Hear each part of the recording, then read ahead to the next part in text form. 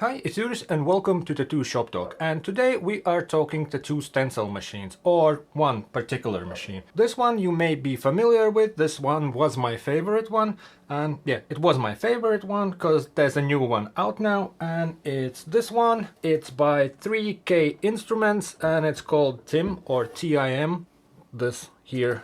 And this is the newer version of similar type of tattoo stencil machine of Thermocopier. Let's compare them right away. They're pretty similar in looks. So it's this much shorter. Either way, it's pretty much same story. Oh, they're heavy. There's this slider here that controls the speed. On this one there was this knob with numbers, and those numbers confused some people. Here it clearly says dark on this side, it's slower here and faster there, and that will make lighter stencil. That's just some people couldn't figure out how this knob works and what numbers means what. And this episode is about this machine, so let's move other one out of the way. Let's go with this one. And a quick disclaimer, 3K Instruments have not seen this video beforehand, and I have no affiliation with the brand. All I got is this unit, and you get this video, and there also will be a little discount code. So stick to the end for that. And these units are not cheap, so every little discount is a significant chunk of money, and that can make a difference. Let's start with what you get when you get the unit. It comes in a box that's packed in another box because you want these heavy and valuable things be packed really well. And this is the box that it comes in with. And on the label there's what kind of plug it has and what color it comes in with. This is this awesome green one, and it's also available in black. And some numbers and voltages. And on the inside here there's this padding. Boom. I like to keep these boxes just in case you need to transport it. There's all the original packaging and you can neatly pack it and transport it where you want it. Then there is a bunch of paperwork. There is this sort of a sample what's been run through the stencil machine, so you know what it's capable of. There's the different thicknesses of lines. You can see that's done on this unit, and that's the paper that's run with, so you can double check and do your own test run. And then there's this cardboard with the Allen key tucked in right here in the corner, and in multiple places it's mentioned that you have to undo the transportation screws. It needs just a little turn. It says half turn is sufficient. They're there on sides with a little red thingy around them, and once I got it, me being me, I put this thing somewhere in front of me but couldn't find it, and I got too excited and forgot to undo these transportation screws, and I tried to run stencil through it. Machine stopped, red light turned on.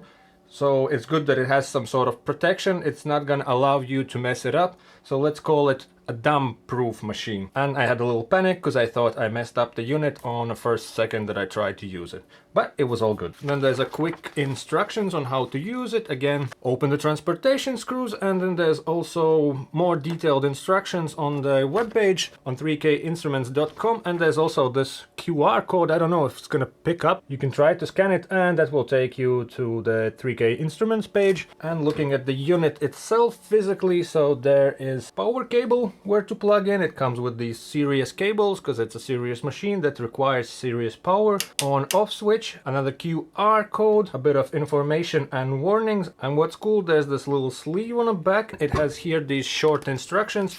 Again, it's the same thing, how to use the unit, all the transportation screws, speeds, all that stuff. And that's really nice if you have somebody new in a shop. You don't have to look for instructions. They are right here at the back. Let's plug it in. Cable plugs in. I switch the switch on, boom, green light. And another cool thing with this unit, to open this lid you just push the button and it comes up. There's a little magnet situation, and if you look inside there is this orange button, and if you push that button it spins the rollers. And that's pretty awesome. If you want a clean lamp or rollers, you press the button, rollers spin a bit, you can access them, clean the parts that you see, press it again, it spins a bit, and you can access further down. It spins both sides there. And then there's a bunch of warnings, and there's ventilation like the cooling units here and here, and probably somewhere else, I don't know. On short instruction sheet there's information about what sort of inks this type of machine, the lamp, it can see, because it doesn't work with all types of inks. Laser prints and copiers are the best choice. Inkjet printers must use black pigment inkjet ink. Only this type of ink allows good copies.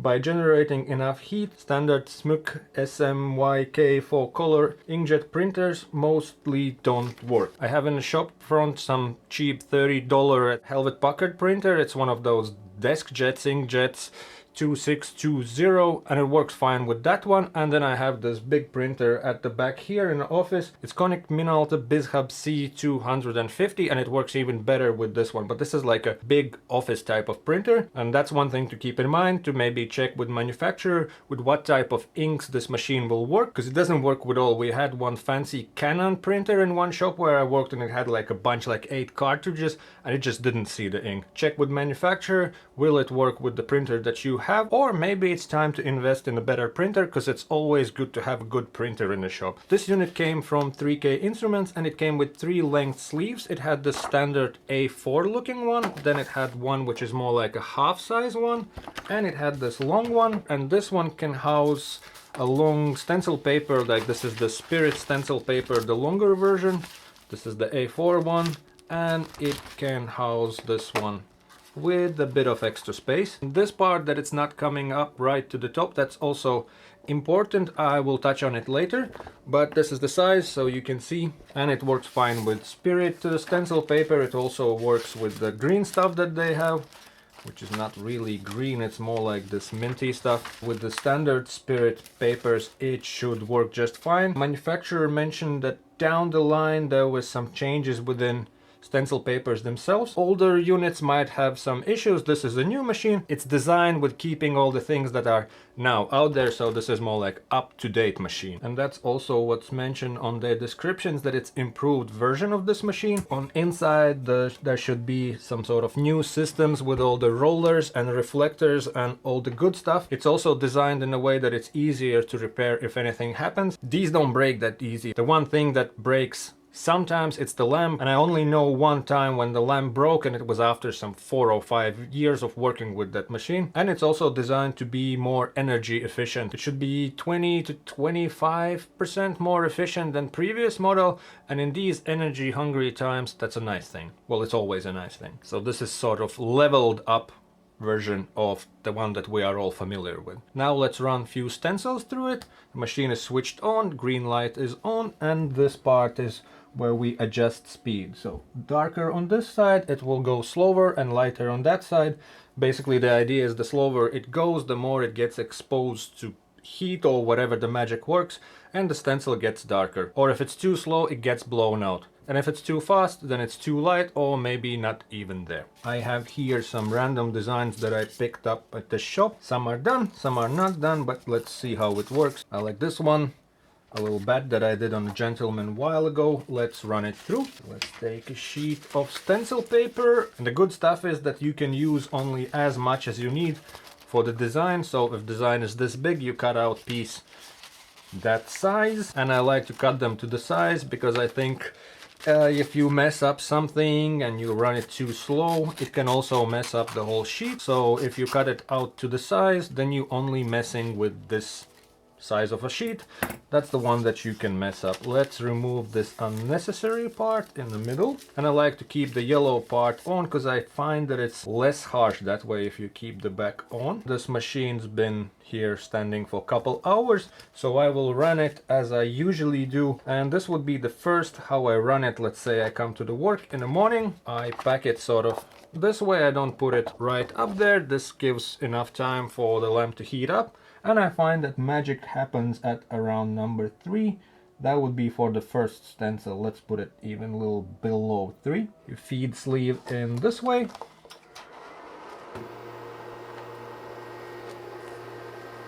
Not very exciting to watch it, but you can hear the fans are kicking in. And fan stopped as machine stopped. Previous model, they kept on running for a while. They might switch on after some time when you run it through a couple of times. If the unit detects that it's too hot, it will run fans, it will cool down. And that's the kind of that smart part. I think that's what makes it more energy efficient, that it knows when to run fans and when it's fine, just like that. So this would be first stencil of the day. And we can see that it's pretty much same.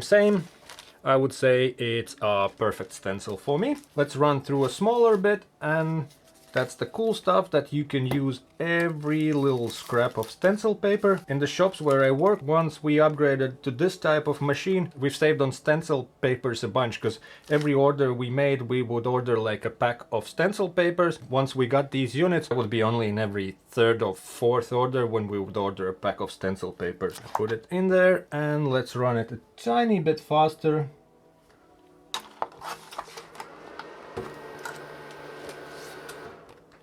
And this time I would say that it's maybe a tiny bit too light. And if it happens that it comes out too light, if I manage not to shift, not to move the stencil, maybe let's set it up to a higher speed and run it through one more time. Bam! And now it's fine. Let's do a smaller piece. And this is when it heats up too much. So it's a bit blown. If I would run it through one more time, it would be all dark. Boom. Disaster. And fans keep on spinning.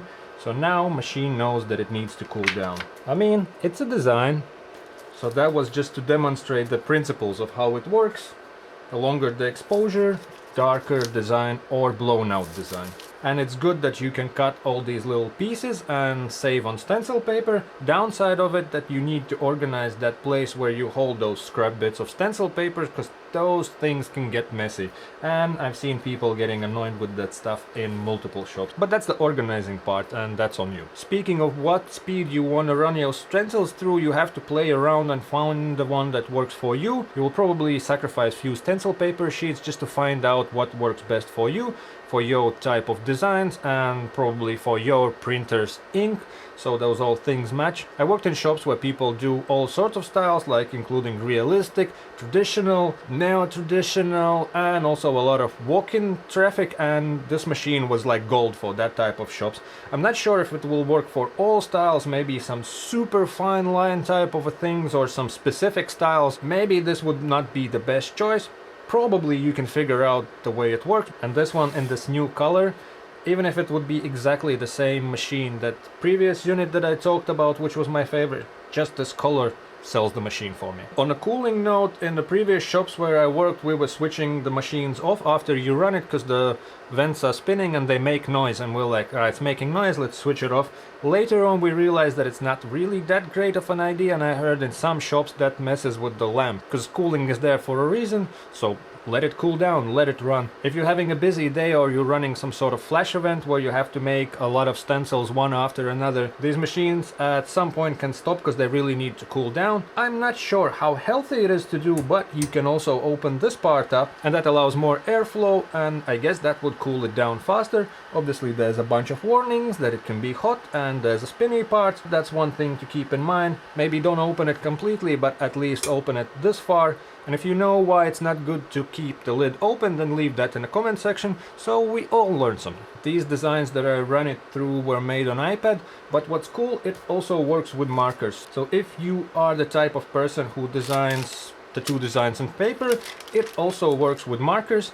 Not with all of them, but with most black markers it works. This is some Unipin fine line, boom, this type of marker, and it works fine. It works fine on a tracing paper, and it also works with the regular like sheets A4 or whatever the size of the regular paper. You just have to make sure that marker is really black, that it's not running out, it's not faint color. It has to be black, and then it will see it. Let's use this one where there's already a stencil on, but I will cut a little corner out. Let's say you have traced your favorite sailor Juris design, so that one is there. Let's cut it on a green stencil paper just for sake of doing it. These sleeves are cool that there are these size options, and I always tell people to get more of those sleeves, because there's always somebody in the shop who's like not that savvy with these machines, and they will do some funny stuff and they either melt or somebody messes them up just like physically breaking them, or make them dirty with some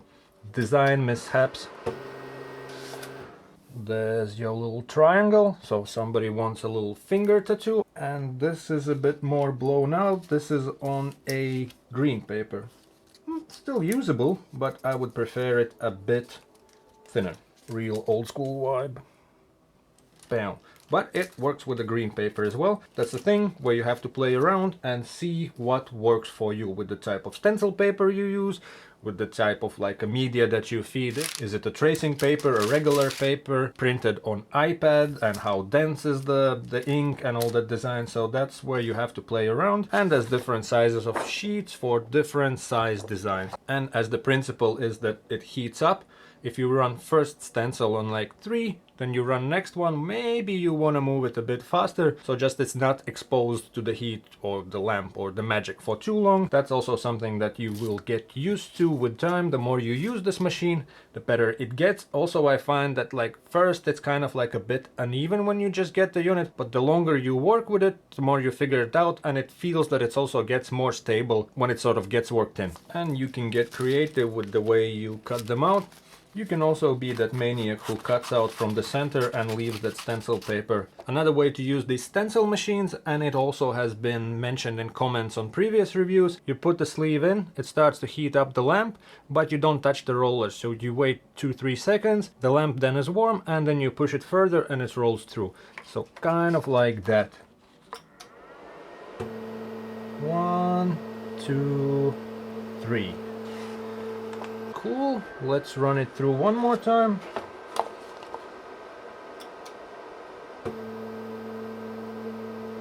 And here we go. And you can adjust speed as it goes if you feel that it can get through too dark. So by adjusting speed here, I saw that it's dark enough, so it means it will get only darker. So I adjusted speed. That's also little tricks to figure out as you go. We have this stencil here. So warmed up the lamp.